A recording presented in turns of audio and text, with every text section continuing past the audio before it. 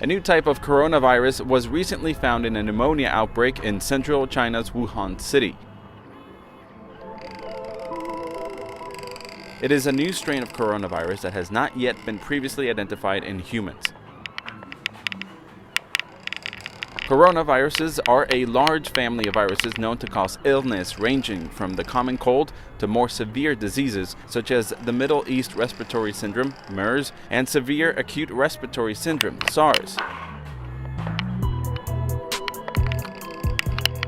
Common signs include respiratory symptoms, fever, cough, shortness of breath, and breathing difficulties.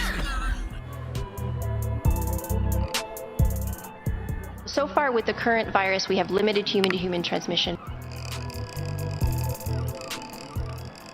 There is no specific treatment for disease caused by a novel coronavirus. However, many of the symptoms can be treated, and therefore treatment is based on the patient's clinical condition.